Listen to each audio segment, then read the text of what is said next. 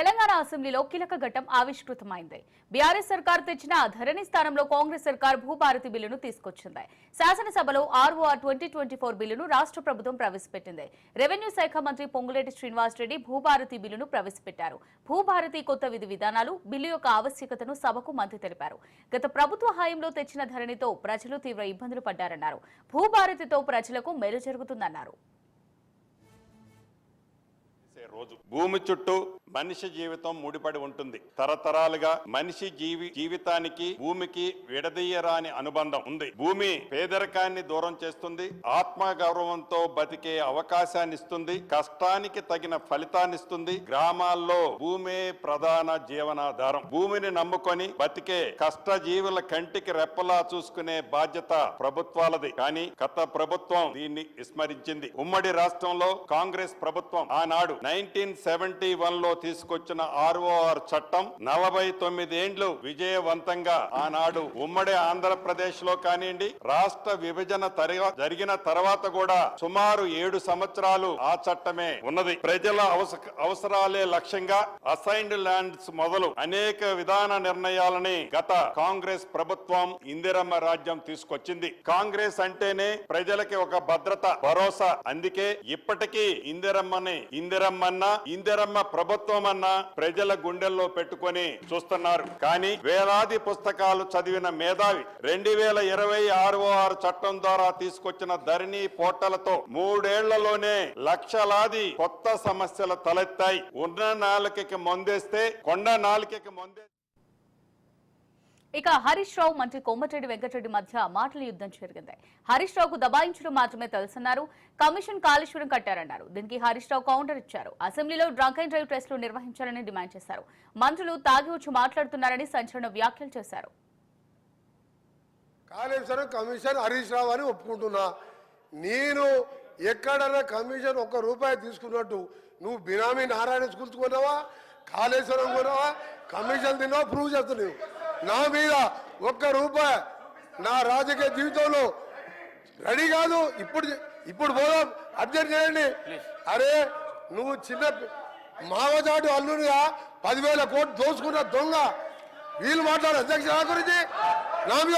ఇప్పుడు మంత్రి గారు లేచి కాళేశ్వరం కమిషన్ హరీష్ రావు అని చెప్పి నా మీద ఆరోపణలు చేసిండు కదా. శుద్ధులు నాకే చెప్పడం కాదు, శుద్ధులు అందరికీ చెప్పడం కూడా శ్రీధర్ బాబు గారు నేర్చుకోవాలి. ఇప్పుడు ఆ విషయం కూడా మంత్రి గారు నా మీద చేసిన ఆరోపణల మీద చర్చ పెట్టండి, ఆన్సర్ ఇస్తా. మరి ఆయన వెంకటరెడ్డి గారి కమిషన్ లిస్టు చదవమంటే నేను చదువుతా. కాకపోతే నాకు విజ్ఞత ఉంది, నోటీస్ ఇచ్చి చదువుతా. మనం నార్మల్గా రోడ్ల మీద డ్రంక్ అండ్ డ్రైవ్ టెస్ట్ చేస్తాము. ఇప్పుడు అసెంబ్లీలో కూడా బయట డ్రంక్ అండ్ డ్రైవ్ టెస్ట్ చేయాల్సిన అవసరం కనబడతా ఉంది. కొంతమంది సభ్యులు పొద్దున్నే బాగా డ్రంక్ చేసి సభలోకి రావడం వల్ల వాళ్ళు ఏం మాట్లాడుతుందో సోయి లేకుండా మాట్లాడే పరిస్థితి వచ్చింది. మండలిలో తాము అడిగిన ప్రశ్నలకు మంత్రులు తప్పుడు సమాధానాలు ఇస్తున్నారని బీఆర్ఎస్ ఎమ్మెల్సీ కవిత మండిపడ్డారు. మూసీ విషయంలో సభను మంత్రి శ్రీధర్ బాబు తప్పుదో పట్టించారని ఆరోపించారు. భూములు లాక్కొని ఆ భూములు ప్రపంచ బ్యాంకులో తాకట్టు పెట్టి రియల్ ఎస్టేట్ ప్రాజెక్ట్ డెవలప్మెంట్ కోసం అని చెప్పి వారు ఈ డిపిఆర్ ఇవ్వడం జరిగింది. ఈ యొక్క ప్రిలిమినరీ ప్రాజెక్ట్ రిపోర్ట్ అనే పేరుతోని వారు ప్రపంచ బ్యాంకుకు ఇచ్చినటువంటి పేపర్ ఏ తారీఖు ఇచ్చింది? ఇది 19 సెప్టెంబర్ 2024 నాడు ఈ కాగితం ఇచ్చినారు. ఇందులో ఇక్కడ పేరు రాసింది మూసీ రివర్ డెవలప్మెంట్ ప్రాజెక్ట్ అని చెప్పి. కానీ నిన్న సభలో శ్రీధర్ బాబు గారు మూసీ రివర్ డెవలప్మెంట్ ప్రాజెక్ట్ కోసం కాదు, కేవలం మేము మూసీలో నుండి సీవరేజ్ ఇంటర్సెప్టర్స్ కోసం ఇచ్చామని చెప్పడం జరిగింది. కానీ ఈ మొత్తం పేజీలలో చాలా డీటెయిల్డ్గా ఎక్కడెక్కడ రియల్ ఎస్టేట్ని డెవలప్ చేస్తాము, ఎట్లా అయితే ల్యాండ్ పూలింగ్ చేస్తాము, ఎట్లా అయితే పేద ప్రజల నుంచి భూములు లాక్కొని అక్కడ పెద్ద పెద్ద మాల్లు కడతాము అని చెప్పి వారు స్పష్టంగా చెప్పడం జరిగింది. మరి నేను ఏదైతే నిన్న సభలో చెప్పడం జరిగిందో నిర్దిష్టమైనటువంటి సమాచారం ఉంది మా దగ్గర. ప్రభుత్వం ఆల్రెడీ డిపిఆర్ ప్రిపేర్ చేసిందని చెప్పడం జరిగిందో ఈ కాలంలో మీడియా మిత్రులకు కనబడతా ఉంటుంది. ఈ కాలంలో క్లియర్గా వెదర్ డీటెయిల్డ్ ప్రాజెక్ట్ రిపోర్ట్ ఆర్. ఇక ఆటో డ్రైవర్ల సమస్యలపై బీఆర్ఎస్ నిరసన తెలిపింది. ఆటో డ్రైవర్ల వేషధారణలో బీఆర్ఎస్ ఎమ్మెల్యేలు నిరసన తెలిపారు. నిన్న నల్ల చుక్కలతో సభకు వచ్చి నిరసన తెలిపిన బీఆర్ఎస్ ఎమ్మెల్యేలు నేడు ఆటోలో వచ్చి నిరసన తెలిపారు. ఆటో డ్రైవర్ల సమస్యల్ని ప్రభుత్వం పట్టించుకోవడం లేదని కేటీఆర్ మండిపడ్డారు. ప్రభుత్వం వెంటనే చేయాలని రాష్ట్ర వ్యాప్తంగా ఉండే 8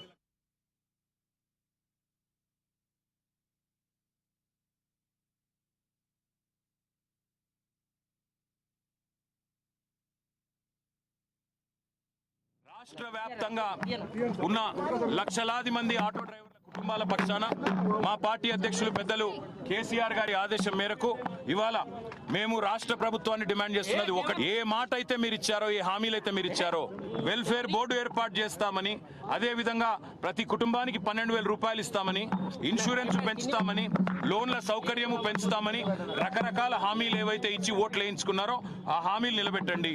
93 మంది ఆత్మహత్యలు చేసుకున్న ఆటో అన్నలు తమ్ముల కుటుంబాలకు న్యాయం చేయండి. 10 లక్షల రూపాయల ఎక్స్గ్రేషియా ఇవ్వండి.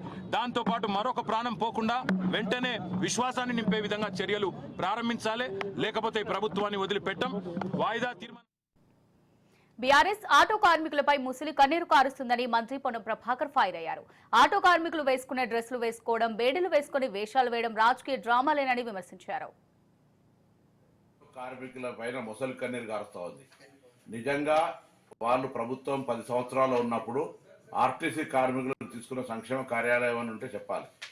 ఉదాహరణకు మెట్రో వస్తే ఇతరులపై ప్రభావం పడ్డదనో, మహిళలకు ఉచిత ప్రయాణం ఇస్తే ఆటోలపై ప్రభావం పడ్డదనే చెప్పేటువంటి ఆరోపణ తప్పు.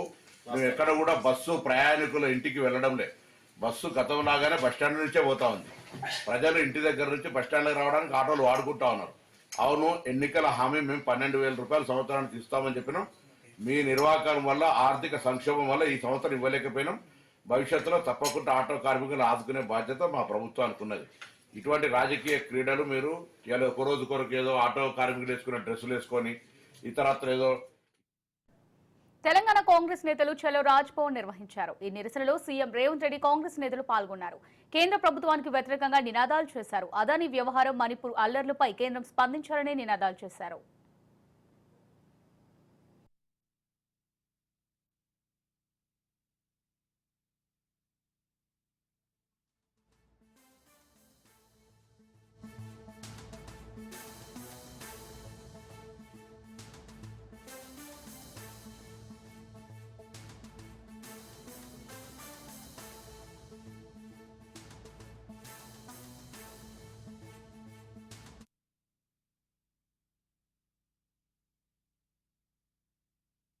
ఈ రోజు భారతదేశ అత్యున్నత లోక్సభ, రాజ్యసభలో గత కొన్ని రోజులుగా మన ప్రభుత్వం స్పష్టంగా ఒక పక్కన మల్లికార్జున ఖర్గే గారి నేతృత్వంలో, రెండో పక్కన రాహుల్ గాంధీ గారి నేతృత్వంలో నిరసన తెలపడం జరిగింది. పార్లమెంట్ లో వరుసగా ధర్నాలు చేయడం జరిగింది. అయినా ప్రధానమంత్రి దిగొస్తలేడు. ప్రధానమంత్రి గారు ఎవరేమనుకున్నా సరే ఈ దేశం ఎక్కడ పోయినా, ఇంకొక పక్కన జ్యోతికాడి నక్కలాగా టీఆర్ఎస్ వాళ్ళు కాచుకొని ఉన్నారు. టీఆర్ఎస్ వాళ్ళు అంటున్నారు, అయా ముఖ్యమంత్రిని నువ్వైతే ధర్నా చేస్తావని. సో నువ్వు చేస్తావా? నేను ఇవాళ టీఆర్ఎస్ సనాసులను అడుగుతున్నా. అమెరికా దేశంలో ఈ దేశ పరువు ప్రతిష్ట ఇచ్చిన అదాని మీద విచారణ చేయాలా వద్దా? ఈ రోజు ప్రధానమంత్రి కేపీసీ వేయమంటే తప్పించుకొని తిరుగుతున్నాడు. ఇవాళ అసెంబ్లీలో మీరు చెప్పండి, రేపు మీ విధానం ఏంటి? భారతదేశ పరువు ప్రతిష్టను ప్రపంచ దేశాల ముందు మంట కలిపిన అదానిని శిక్షించాలా వద్దా? అదానిని కాపాడుతున్న నరేంద్ర మోడీని నిలదీయాల్సిన అవసరం ఉందా లేదా? చీకట్లో ప్రధానితో చేసుకున్న ఒప్పందం ఢిల్లీకెళ్లి బీజేపీ పెద్దల కాళ్ళు మొక్కి అరెస్ట్ నుంచి తప్పించుకోవడానికి ఇవాళ బీఆర్ఎస్ బీజేపీకి లొంగిపోయింది. దాంట్లో భాగంగానే అదాని అవినీతి మీద ఇవాళ సీఎం రేవంత్ రెడ్డికి బీఆర్ఎస్ నేత హరీష్ రావు కౌంటర్ ఇచ్చారు. రేవంత్ రెడ్డి డబుల్ గేమ్ ఆడుతున్నారన్నారు. రేవంత్ రెడ్డి పోరాటం ఎవరి మీద అని ప్రశ్నించారు హరీష్ రావు. అదానితో రేవంత్ 12,400 కోట్ల విలువైన ఒప్పందాలు చేసుకున్నారని, రేవంత్ కి చిత్తశుద్ధి ఉంటే ఒప్పందాన్ని రద్దు చేసుకోవాలని సవాల్ విసిరారు. టీషర్ట్లు వేసుకొని మేము అసెంబ్లీకి వచ్చాం. దానికి భయపడిపోయిన రేవంత్ రెడ్డి గారు మమ్మల్ని శాసనసభలోకే రానియకుండా అడ్డుకున్నాడు. ఇవాళ రాజ్ భవన్ కు ఏం మాట్లాడుతున్నాడు? మీ రాహుల్ గాంధీ, మీ ఏఐసిసి అదానీని తిట్టండి, అదానీని ప్రశ్నించండి, అదానీ అవినీతి గురించి మాట్లాడమంటే, పాపం అదానీ మీద మాట్లాడాలంటే రేవంత్ రెడ్డికి భయం అవుతా ఉన్నది. అదాని మీద ధైర్యం జాలతలేదు మాట్లాడడానికి. రాజ్భవన్ ముంగట పోయి కూడా మళ్ళా బీఆర్ఎస్ పార్టీ గురించే మాట్లాడుతున్నాడు, కేసీఆర్ గురించే మాట్లాడుతున్నాడు ఆయన. నీ పోరాటం అదాని మీద అయితే మమ్మల్ని మొదటి రోజు అసెంబ్లీకి రాకుండా ఎందుకు అడ్డుకున్నావు? అసెంబ్లీలో చర్చ చేయాలి, అదాని రేవంత్ రెడ్డి అక్రమ సంబంధాలు బయటపడాలనే మేము మొదటి రోజు వచ్చాం. అంటే నువ్వు అదాని మీద పోరాడే ధైర్యం నీకు లేదు. నిజంగా నీకు నిజాయితీ ఉంటే దావోస్లో 12,400 కోట్ల రూపాయల అగ్రిమెంట్లు నువ్వు అదానితో చేసినావు, అదానితో దోస్తాన చేసినావు, అదానితో అలాయ్ బలాయ్ చేసినావు. నీకు నిజాయితీ ఉంటే నువ్వు ఇక ఫార్ములా ఈ కార్ రేస్ ఫైల్ ఏసీబీకి చేరింది. తెలంగాణ సీఎస్ శాంతికుమారి ఇందుకు సంబంధించిన ఫైల్ ను ఏసీబీకి చేర్చింది. కేబినెట్ లో అనుమతించిన ఈ ఫైల్ ను ఏసీబీకి పంపింది ప్రభుత్వం. అయితే ఇప్పటికే ఫార్ములా ఈ కార్ రేస్ పై గవర్నర్ విచారణకు అనుమతి తీసుకుంది.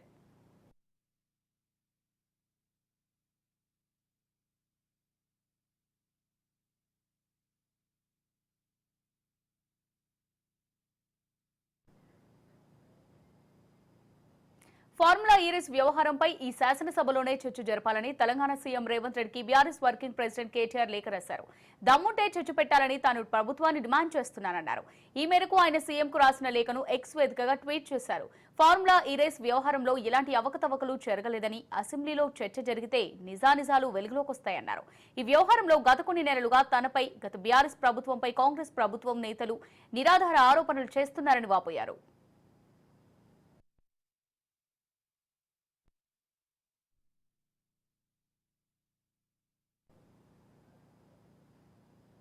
తెలంగాణ వ్యాప్తంగా సంచలనం రేపిన లగచర్ల రైతుల దాడి ఘటనలో నిందితులకు బెయిల్ మంజూరైంది. ఈ కేసులో బీఆర్ఎస్ నేత పట్నం నరేందర్ రెడ్డిని A1 నిందితుడిగా చేర్చుతూ పోలీసులు అరెస్ట్ చేశారు. A2గా ఉన్న సురేష్ సహా మరో 24 మందిని కూడా అరెస్ట్ చేసి రిమాండ్కు తరలించారు. అయితే ఈ కేసులో పట్నం నరేందర్ రెడ్డికి నాంపల్లి కోర్టు బెయిల్ మంజూరు చేసింది.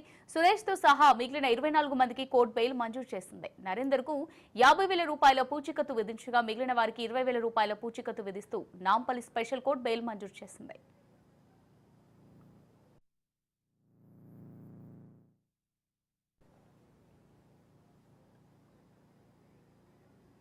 Jal Jeevan mission workshop ను డిప్యూటీ సీఎం పవన్ ప్రారంభించారు. కేంద్ర పథకం జల్ జీవన్ మిషన్ అమలులో functional household tap connection వినియోగంపై వర్క్ షాప్ నిర్వహించారు. నీటిపారుదల సౌకర్యాలు, వినియోగకరమైన నీటి వనరులపై సమీక్ష నిర్వహించారు. Deputy CM Pawan Kalyan water system నమూనాలను పరిశీలించారు.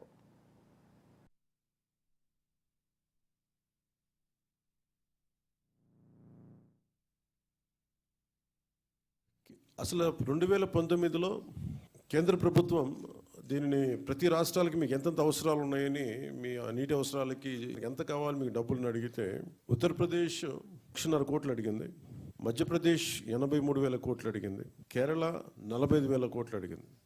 వీటన్నిటిలో కూడా మీరు కేరళని తీసుకుంటే మనకంటే చాలా చాలా చిన్న రాష్ట్రం. అలాంటి కేరళ 45,000 కోట్లు అడిగితే గత ప్రభుత్వం 26,000 కోట్లు మాత్రం అడిగారు. మంజూరు చేసింది 4,787.10 కోట్లు. గత ప్రభుత్వం ఏం చేసిందంటే 4,000 కోట్లు కూడా కంప్లీట్గా కేంద్ర ప్రభుత్వం నిబంధనలకు వ్యతిరేకంగా చేసి పైపులు కొనేశారు. అవసరమైతే ఒక బోర్ పాయింట్ తవ్వేస్తారు. బోర్ పాయింట్స్ నిరంతర సరఫరా ఉన్నది. ఏదో ఒక 5 నెలలు రావచ్చు, లేదంటే బోర్లు ఎండిపోతే మళ్ళీ ఆగిపోతాయి. వాస్తవానికి అవి ఏవి పనిచేసే పరిస్థితిలో లేవు. సో దిస్ ఇస్ 4,000 కోట్లు దుర్వినియోగం అయిపోయినట్టుగా మనం భావించవచ్చు. సో అందుకని మళ్ళీ తిరిగి కొత్త ప్రభుత్వం వచ్చాక సిఆర్ పాటిల్ గారి దగ్గరికి కూడా నేను వెళ్ళినప్పుడు మాకున్న రాష్ట్రానికి మాకున్న పరిధి కనీసం ఒక 70,000 కోట్లు మాకు మంజూరు చేయమని నేను ప్రతిపాదించాం రాష్ట్ర ప్రభుత్వం తరపు నుంచి. ఎందుకు మీకు 70,000 కోట్లు ఖర్చు అవుతుంది? పరిటాల రవి హత్య కేసులో ముద్దాయిలకు బెయిల్ లభించింది. ఏపీ హైకోర్టు 5గురికి బెయిల్ మంజూరు చేసింది. 18 ఏళ్ల తర్వాత బెయిల్ మంజూరైంది. A3 పండుగ నారాయణరెడ్డి, A4 రేఖమయ్య, A5 భజన Ranganayakulu, A6 Vaddekonda, A8 ఓబిరెడ్డికి high court bail మంజూరు చేసింది.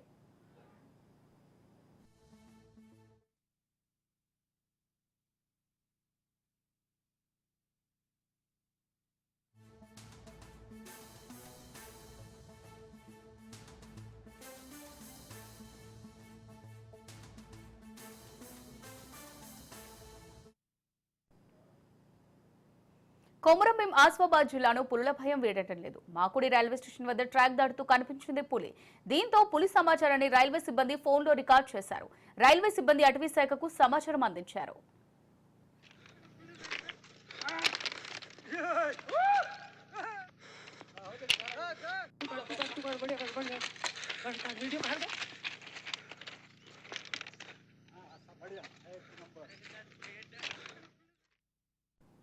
ప్రముఖ యూట్యూబర్ ప్రసాద్ బెహ్రాను జూబ్లీహిల్స్ పోలీసులు అరెస్ట్ చేశారు.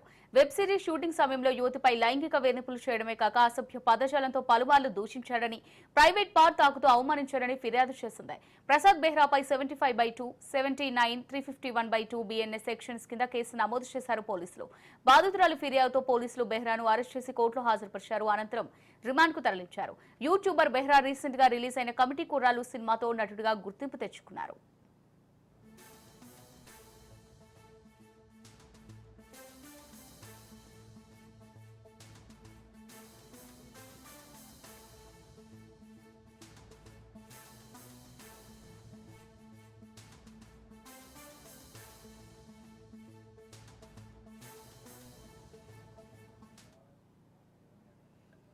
గచ్చిబౌలిలో నిత్య పెళ్లి కొడుకు బండారం బయటపడింది. నిత్య పెళ్లి కొడుకు కోసం పోలీసులు గాలింపు చేపట్టారు.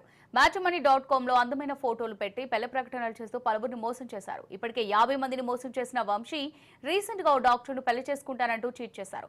డాక్టర్ తండ్రి నుంచి 40 లక్షల రూపాయలు వసూలు చేశాడు ఈ ప్రబుద్ధుడు. వంశీకృష్ణ మోసాలను గుర్తించడంతో డబ్బులు అడిగితే తన కూతురి ఫోటోలు మార్ఫింగ్ చేసి సోషల్ మీడియాలో పెడతానంటూ బ్లాక్మెయిల్ చేశారు. దీంతో బాధితులు సైబర్ క్రైమ్ పోలీసులకు ఫిర్యాదు చేశారు.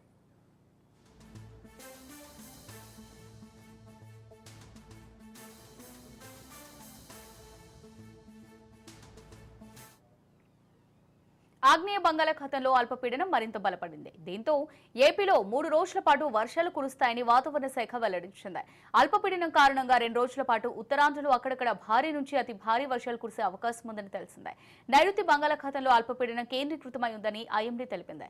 అల్పపీడనం మరింత బలపడి పశ్చిమ వాయువ్య దిశగా తమిళనాడు తీరం వైపు వెళ్లే అవకాశం ఉందని తెలుస్తోంది.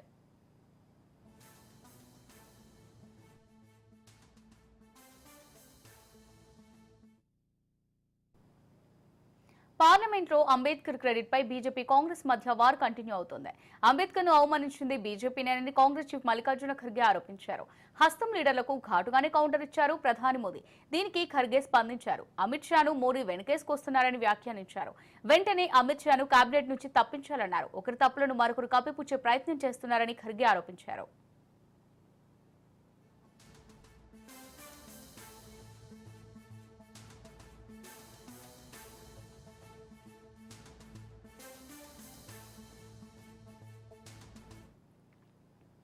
అమిత్ షాపై తీవ్ర విమర్శలు గుప్పించారు కాంగ్రెస్ అధ్యక్షుడు మల్లికార్జున ఖర్గే. అమిత్ షా అంబేద్కర్ పై చేసిన వ్యాఖ్యలు ఆయన్ను అవమానించేవిగా ఉన్నాయని ఖర్గే అన్నారు.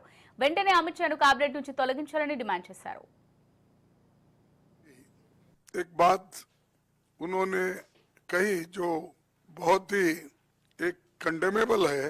ये दुर्भाग्य है हमारा देश का कि किसी भी एक दलित नायक को, व्यक्ति को जो पूजनीय है सबके लिए, चाहे दलित होने दो चाहे इस देश के कोई भी नागरिक हो, उनको इंसल्ट करने की, उनको उनके बारे में टॉन्ट मारने की और अपोजिशन पार्टी के तरफ देखकर वो कहने का कि रोज उठ के आप क्या लगाए हो, डॉक्टर अंबेडकर अंबेडकर अंबेडकर अंबेडकर अंबेडकर. अगर इतना ही नाम भगवान का अगर आप लेते तो आप 7 बार 7 जन्मों का स्वर्ग उनको आपको प्राप्त होता था. मुझे ये मजबूरन कहना पड़ता है कि ये लोग संविधान को नहीं मानते. स्वर्ग और नर्क की जब बात करते हैं तो ये मनुस्मृति की बात करते हैं. इसमें ही लिखा है कि क्या क्या स्वर्ग है, क्या क्या कौन से जाति कहाँ जाएंगे, क्या पढ़े तो क्या हो जाए. బీజేపీ ఎప్పుడు అంబేద్కర్ ను అవమానపరచలేదన్నారు కేంద్ర మంత్రి అమిత్ షా. పార్లమెంట్లో అంబేద్కర్ పై చేసిన వ్యాఖ్యలతో దుమారం చెలరేగడంతో అమిత్ షా స్పందించారు. మోదీ సర్కార్ అంబేద్కర్ ను గౌరవించిందని తెలిపారు. దళితుల రిజర్వేషన్లను మరింత బలోపేతం చేసింది బీజేపీని అని చెప్పుకొచ్చారు. अंबेडकर जी ने पूरा जीवन समर्पित किया. आपने कम से कम कांग्रेस के एक कुत्सित प्रयास में सपोर्ट नहीं करना चाहिए था. मुझे बड़ा दुख है कि आप भी राहुल गांधी जी के दबाव में इसके अंदर शामिल हुए हो। खड़गे साहब, आपका तो कम से कम दायित्व बनता है, क्योंकि आप उस वर्ग से आते हो जो वर्ग के लिए बाबा साहब आम्बेडकर जी ने पूरा जीवन समर्पित किया। आपने कम से कम कांग्रेस के एक कुत्सित प्रयास में सपोर्ट नहीं करना चाहिए था। मुझे बड़ा दुख है कि आप भी राहुल गांधी जी के दबाव में इसके अंदर शामिल हुए हो। ముంబై సముద్ర తీరంలో ఘోర పడవ ప్రమాదం చోటు చేసుకుంది. ఈ ఘటనలో 13 మంది మృతి చెందారు. మృతుల్లో 3 నేవీ సిబ్బంది ఉన్నారు. గేట్ వే ఆఫ్ ఇండియా నుంచి ఎలిఫెంటా గుహలకు నీల్కమల్ అనే ఫెర్రీ 80 మంది ప్రయాణికులతో బయలుదేరింది. బుచర్ ఐలాండ్ దగ్గర నేవీ బోటు ప్రయాణికుల బోటు ఢీకొన్నాయి. దీంతో ఫెర్రీ నీట మునిగింది. వెంటనే స్పందించిన రెస్క్యూ బృందాలు భారీ ఆపరేషన్ చేపట్టాయి. పోర్టు అధికారులు, కోస్ట్ గార్డ్, మత్స్యకారుల సహాయక చర్యలో పాల్గొని 101 మందిని కాపాడాయి. ప్రమాద సమయంలో ఫెర్రీలో దాదాపు 114 మంది ప్రయాణికులు ఉన్నట్టు అధికారులు తెలిపారు. जाती हैं जो एलिफेंटा से जो गेटवे वाली थी पलटी हुई है, ये लाइव ले रहा हूँ मैं, ठीक है।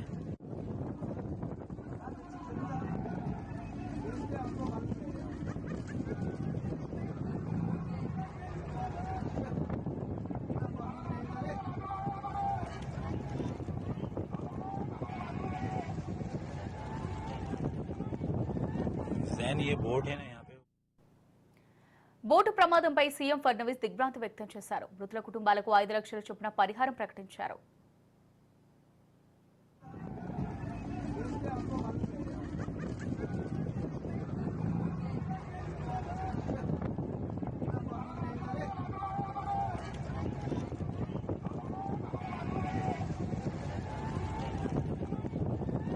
जैन ये बोट है ना यहाँ पे पलटी हुई है, गेटवे से एलिफेंटा जाती है ना जो। బోటు ప్రమాదంపై డిప్యూటీ సీఎం ఏక్నాథ్ షిండే దిగ్భ్రాంతి వ్యక్తం చేశారు.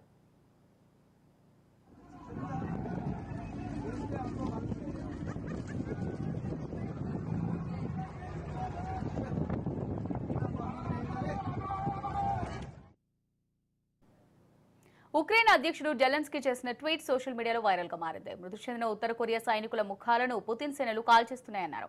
సైనికుల మృతదేహాలను పూడ్చిపెట్టడానికి ముందు మాస్కో సేనలు ఈ దుశ్చర్యకు పాల్పడుతున్నాయని ఆరోపణలు చేశారు జెలెన్స్కీ. ఎక్స్ లో పెట్టిన ట్వీట్ కు ఓ వీడియోను జత చేసి పోస్ట్ చేశారు.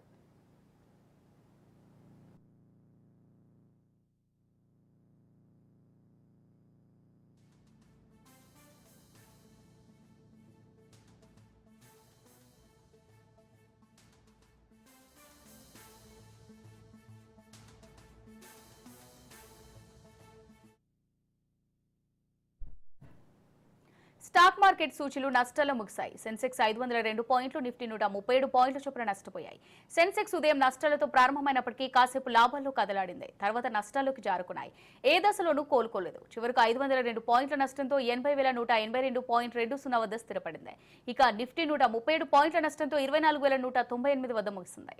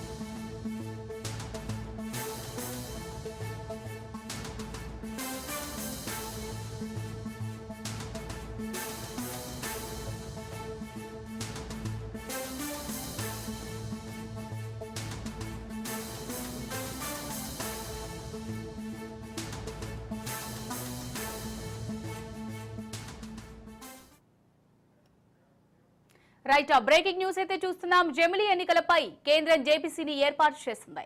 21 మంది లోక్సభ సభ్యులు అలాగే 10 మంది రాజ్యసభ సభ్యులతో కలిసి జేపీసీని కేంద్రం ఏర్పాటు చేసింది.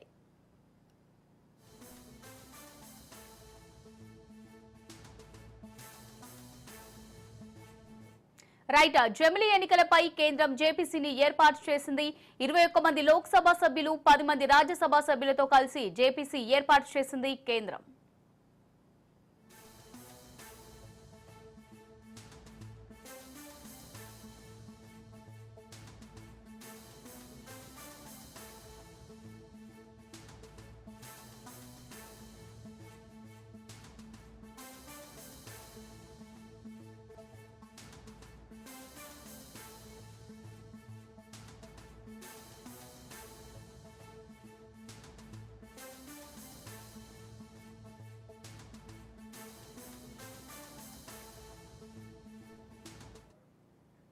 రైట్ గా బులెటిన్ అప్డేట్, స్టే ట్యూన్డ్.